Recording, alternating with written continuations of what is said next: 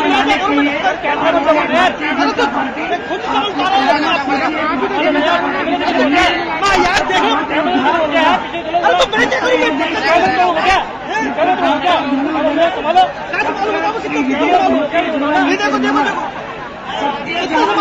वहीं पर है जहाँ कृष्ण है अर्जुन है, कृष्ण है वहाँ विजय विजय है। आज हमारे साथ भारतीय जनता पार्टी के भावी प्रधानमंत्री हैं यहाँ पर, और भारतीय जनता पार्टी साथ में है, सारी जनता उनके साथ है, तो विजय ही विजय अवश्य है।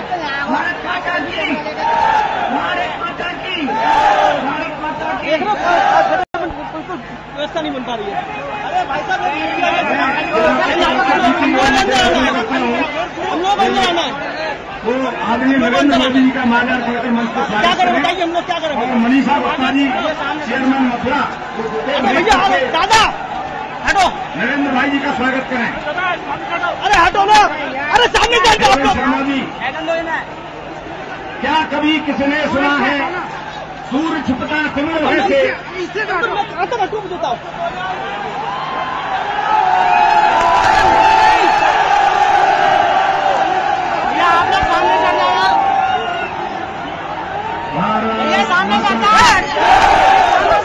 भारत माता की मंच पर विराजमान भारतीय जनता पार्टी के सब लोग यहीं क्यों खड़े हो रहे हो? ऐसा सामने से हट जाओ ना। सभी वरिष्ठ नेतागण और इस चुनाव में अरे इलाहाबाद पीछे से भारतीय जनता पार्टी के कौन भाई इलाहाबाद लोकप्रिय प्रत्याशी आदरणीय हेमा जी और विशाल संख्या में पधारे हुए भारत के भाग्य विधाता मेरे भाइयों,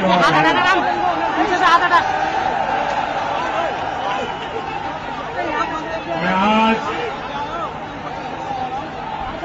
द्वारकाधीश की धरती से आया हूं,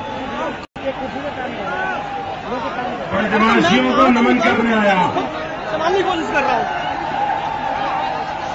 देखो देखो अब लोग सब खर्च करो। ये देख करके ये पॉलिटिकल पंडित क्या सोचते हैं? हाथ हटाना कंधे पे।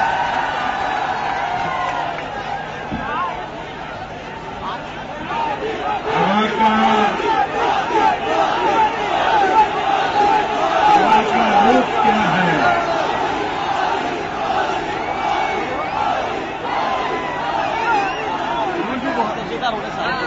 भाइयों बहनों, जब चुनाव घोषित हुआ था तब आंधी नजर आती थी, और जब मतदान निकट आया है ऐसा लग रहा है सुनामी आई है।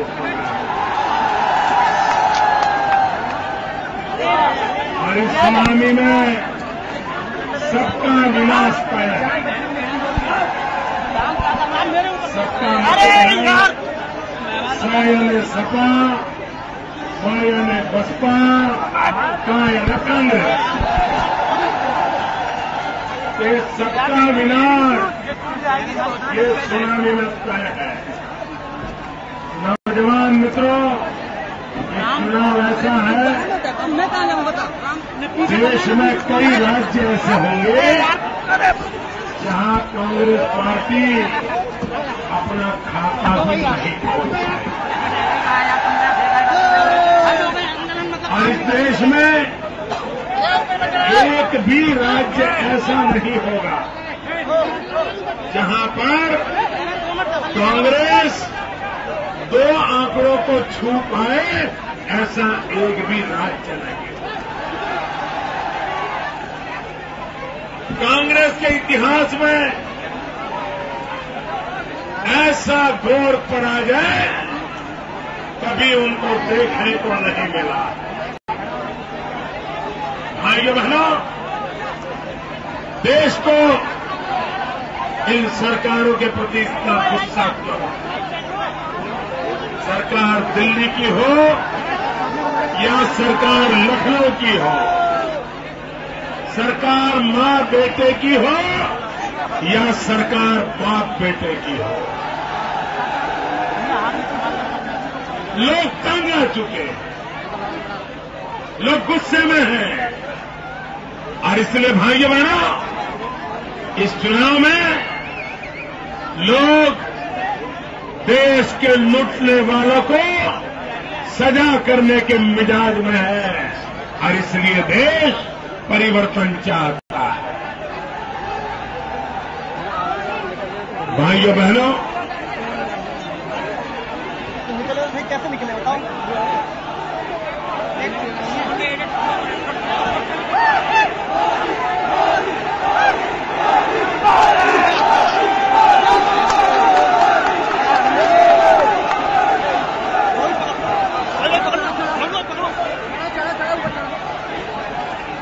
नौजवानों, आपका प्यार मेरे सर आंखों पे।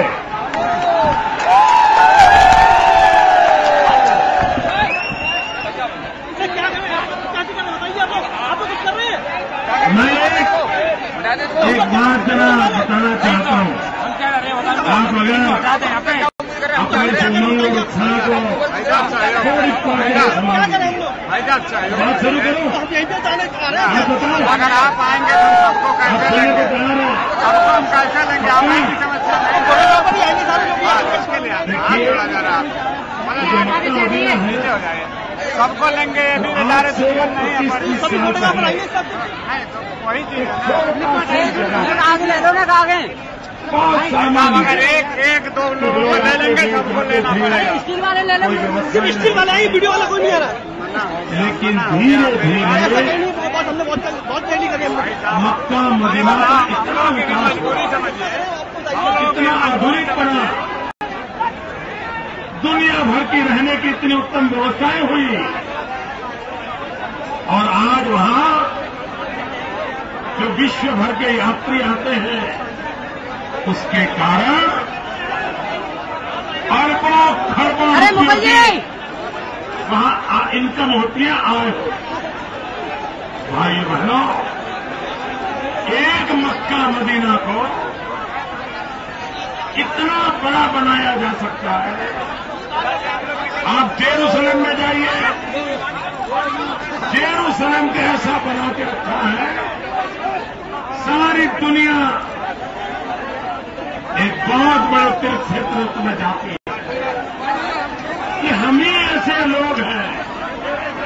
125 करोड़ देशवासी मथुरा वृंदावन के प्रति आना चाहते हैं, लेकिन हमने ऐसे हाल कर रखे हैं कि दुनिया में न मेरे मथुरा का नाम होता है, मेरे ब्रजवासियों का कल्याण होता है, न मेरे वृंदावन का कल्याण। भाई बहनों, मुझे ये कलंक मिटाना है, मुझे ये कलंक मिटाना है। 125 करोड़ देशवासियों की जहां आस्था है वो दुनिया में उसका नाम हो, ऐसे ये जगह मुझे बनानी है। आप आकर के द्वारका देखिए, 10 साल पहले का द्वारका देखिए और आज की द्वारका देखिए, आसमान जमीन का अंतर कर दिया है भाई।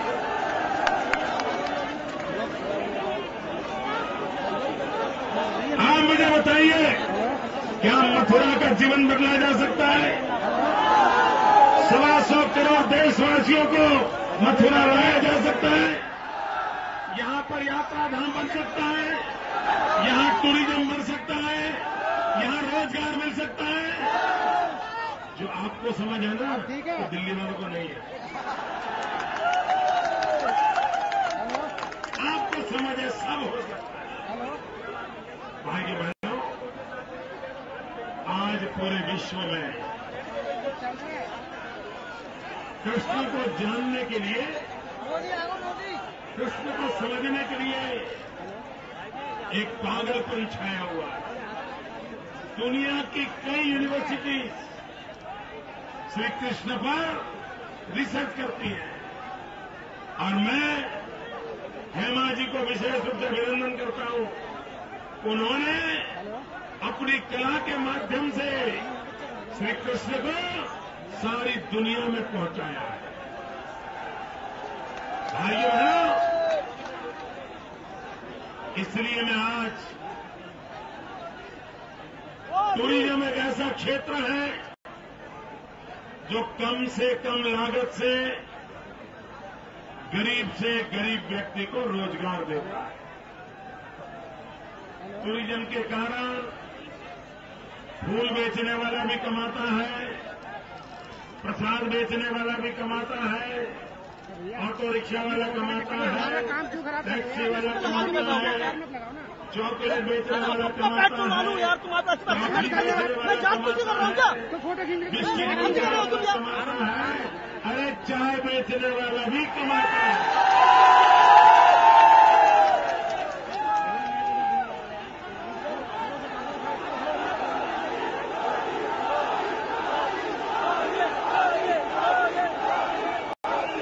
गरीब से गरीब को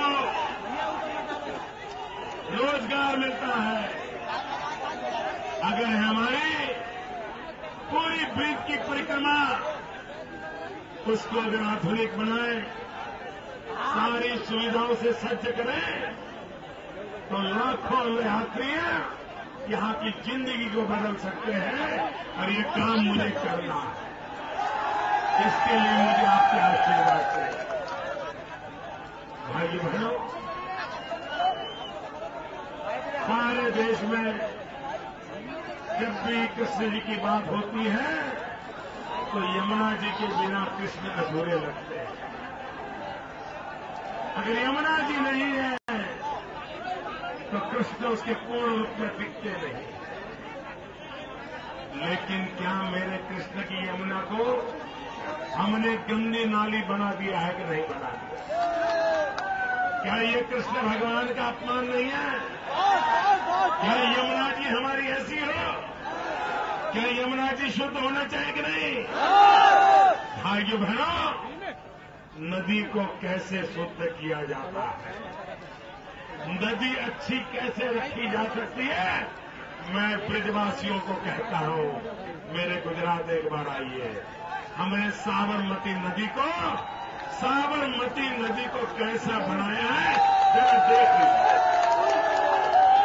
आप में से जिन नौजवानों को गूगल गुरु के जो विद्यार्थी हैं, आप में से जो गूगल गुरु के विद्यार्थी हैं, वो जरा इंटरनेट पे जाके साबरमती रिवर फ्रंट लगाइए, आपको चकित हो जाएंगे वहां की तस्वीर देख करके। जो काम साबरमती में हो सकता है वो यमुना जी में भी हो सकता है। भाइयों बहनों, ये मां बेटे की सरकार ने आपके साथ धोखा किया है, नौजवानों के साथ धोखा किया है, आपके साथ वादा खिलाफी की है। आप मुझे बताइए, जिन्होंने धोखा किया उनको क्या करोगे? जिन्होंने धोखा किया उनको क्या करोगे? वादा खिलाफी की उनको क्या करोगे? भाइयों बहनों, उनको सजा देने का ये वक्त आया है। कमल पे बटन दबा करके उनको सजा दो, कमल पे बटन दबा करके सजा दो। ये मां बेटे की सरकार, इसने 2009 के चुनाव में वादा किया था 10 करोड़ नौजवान को रोजगार देंगे। मां बेटे की सरकार ने वादा किया था 10 करोड़ नौजवान को रोजगार देंगे। मैं जरा पूछना चाहता हूं, यहां कोई है जिसको दिल्ली सरकार ने रोजगार दिया हो? ऐसे नहीं, पूरी ताकत से बताओ, यहां कोई है जिसको दिल्ली सरकार ने रोजगार दिया हो? आपके परिवार में कोई है जिसको रोजगार मिला हो? आपके गांव में कोई है जिसको रोजगार मिला हो? आप मुझे बताइए भाइयों, इन्होंने धोखा किया है कि नहीं किया? वादा खिलाफी की कि नहीं की? उन्होंने वादा तोड़ा कि नहीं तोड़ा? क्या आप उनसे नाता तोड़ोगे? और इसलिए भाइयों बहनों, जब अटल बिहारी वाजपेयी जी की सरकार थी, अटल जी ने 6 साल सरकार चलाई। 6 साल में 6.5 करोड़ नौजवानों को रोजगार दिया। ये मां बेटे 10 साल से सरकार चला रहे हैं, सिर्फ 7 करोड़ नौजवानों को रोजगार दिया है। भाइयों बहनों, ये भगवान कृष्ण की होती है। भगवान कृष्ण तो जो चाहे वो कर सकते थे, बांसुरी के ताल पर दुनिया को नचा सकते थे। लेकिन भाइयों बहनों, आपके मथुरा में ऐसा कोई नौजवान होगा क्या, ऐसा कोई जादूगर होगा क्या जो 10वीं कक्षा तक पढ़ा हो, जिसके जेब में 1 लाख रुपया हो और 3 साल में 300 करोड़ हो जाए? ऐसा कोई नौजवान है क्या भाई? ऐसा कोई जादूगर है क्या? 1 लाख रुपया का 3 साल में 300 करोड़ बना दे, ऐसा कोई जादू देखा है? मां बेटे के पास है। मां बेटे के पास ऐसा जादू है।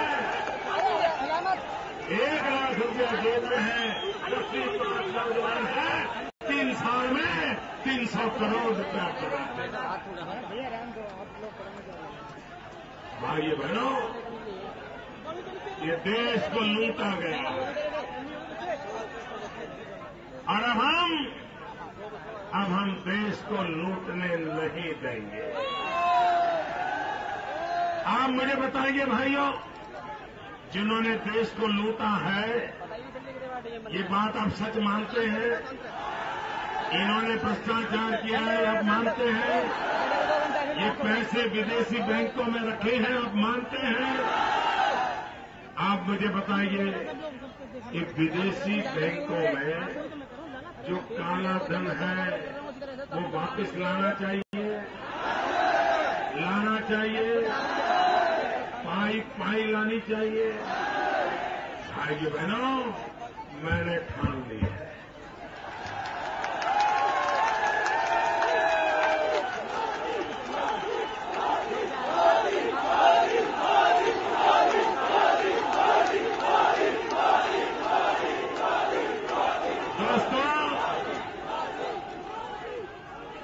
भगवान रामचंद्र की भी परंपरा है, प्राण जाए और वचन न जाए। और इसलिए भाइयों बहनों, मैंने ठान ली है, दुनिया में किसी भी बैंक में हिंदुस्तान की लूट का पैसा पड़ा है, पाई में वापस लाऊंगा, पाई। और वो पैसे मेरे देश के गरीबों के काम लगा दूंगा।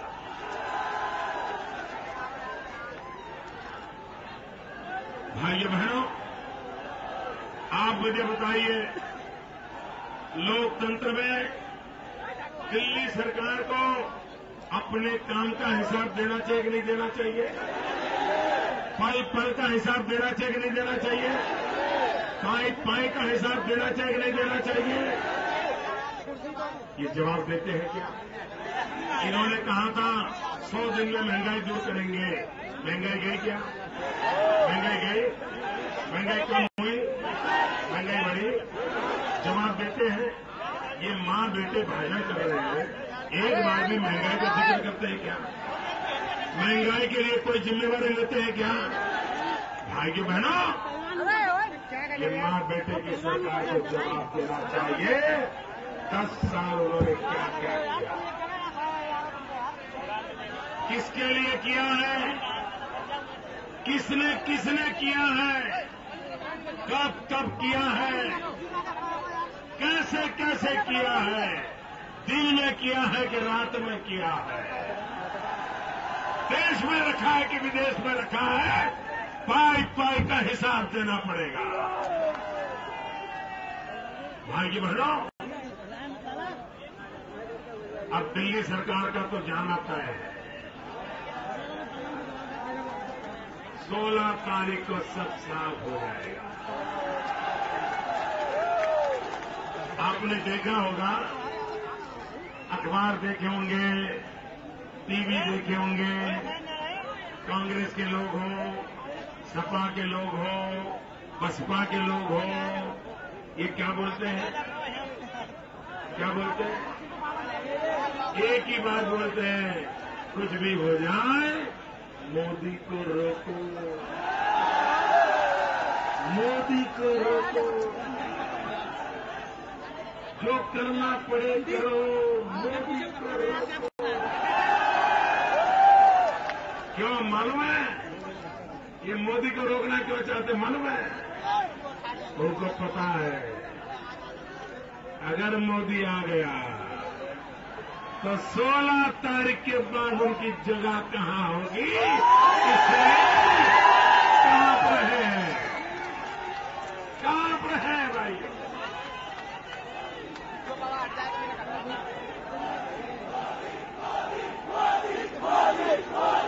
भाइयों बहनों,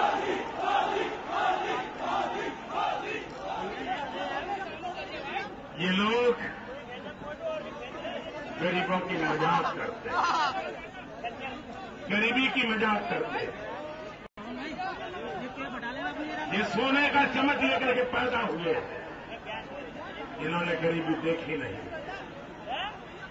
उनको गरीबी क्या होती है तो गरीब के घर देखने के लिए जाना पड़ता है, टीवी कैमरा वालों को लेकर के जाना पड़ता है।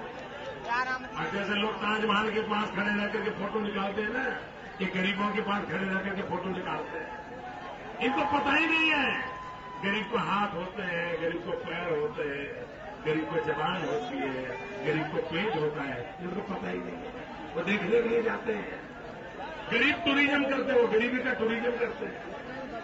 और किसी बच्चे को उठा करके गोद में बिठा करके फोटो निकलवाते हैं, और फिर गरीब के घर में जाके उसका सारा खाना भी खा जाते हैं। भाइयों बहनों, जिसने ताजमहल नहीं देखा उसको ताजमहल देखने जाने का मन करता है। इन्होंने गरीबी देखी नहीं, साल में एक बार गरीबी देखने के लिए जाते हैं।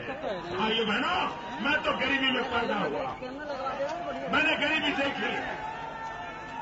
रात को घर में चूल्हा नहीं जलता था, मां कितना रोती थी मुझे याद किया। भाइयों बहनों, हम रेल के डिब्बे में चाय बेचते बेचते आज आपकी सेवा करने के लिए आए। ये लोग गरीबी की मजाक उड़ा रहे हैं। भाइयों बहनों, जिन्होंने गरीबों को इतना दर्द दिया, दुख दिया, अब इनके दिन पूरे होने वाले हैं। अब दिल्ली में गरीब की आवाज उठने वाली है। अब दिल्ली में आवाज सुनाई देगी, गरीब की सुनाई देने वाली है। और इसलिए भाइयों बहनों, मैं आपसे अनुरोध करने आया हूं, मैं आज पूरे उत्तर प्रदेश से प्रार्थना करने आया हूं कि आप अब दिल्ली में, आप मुझे बताइए दिल्ली में कैसी सरकार चाहिए आपको? कैसी सरकार चाहिए?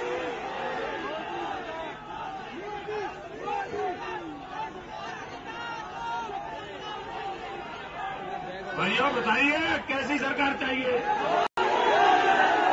अरे किसकी चाहिए नहीं पूछ रहा हूं, कैसी चाहिए?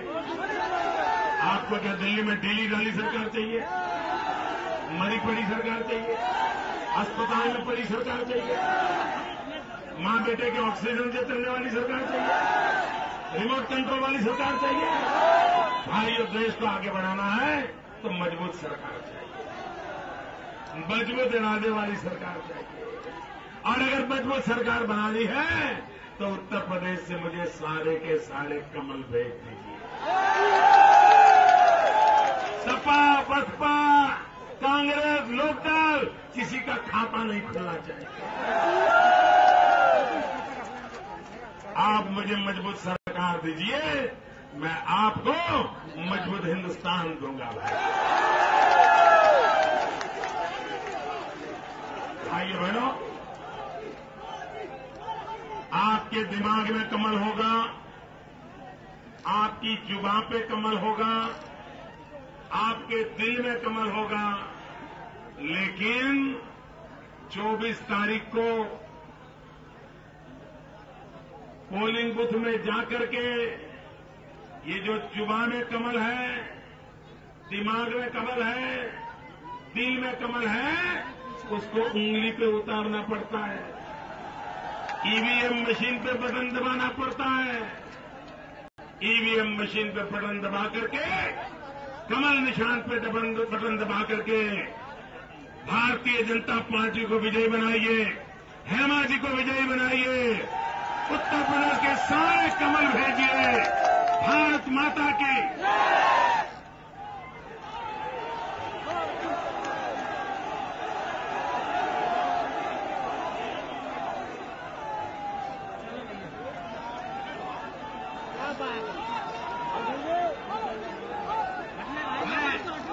डॉक्टर डीपी गोयल जी धन्यवाद करें।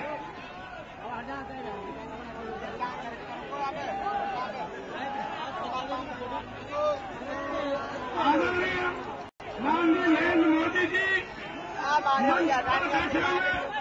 भारतीय जनता पार्टी जनपद मथुरा के सभी वरिष्ठ नेतागण, सामने मेरे विराजमान मथुरा की जनता, भारतीय जनता पार्टी के नौजवानों, आप इतनी बड़ी संख्या में आए हैं, भाई नरेंद्र मोदी जी को सुनने आए, आपने बड़ी लगन से उनको सुना तथा निश्चित